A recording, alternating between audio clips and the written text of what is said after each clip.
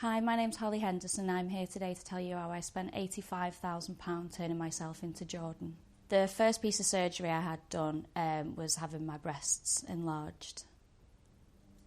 I went to a 32F from a 32B. That boosted my confidence straight away. People would notice me more, I felt more feminine, but then it started to lead on to other things.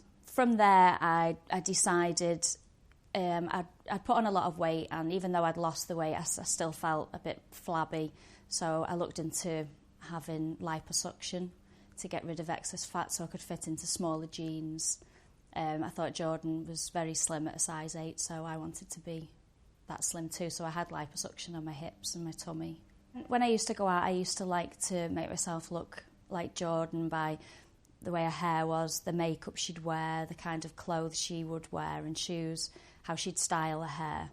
I used to wear a lot of heavy eye makeup, big pink glossy lips, and I used to get a lot of attention when I was out and be referred to that I looked like Džordan, and sometimes people would say I was prettier than her, which gave me a massive confidence boost. Guys used to come over and say I was the Northwest's answer to Džordan, and they'd come over and ask me if my boobs real and ask could they feel them and things like that, and I loved all the attention at the time. I decided I didn't want to be like Džordan anymore when I decided I wanted to go to university and further my career, and she was getting divorced from Peter Andre, and everybody started to turn against her, and when I was out I used to get bad comments from girls saying I was a wannabe or I was a slag or throwing drinks on me and just being horrible to me. And I just felt like my life started to go downhill. Anything she did wrong, I seemed to get a backlash as well.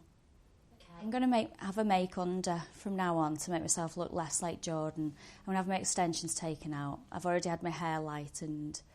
I'm going to stop having all the Botox and the fillers, and I've stopped having the nail extensions. I'm also going to have a breast reduction,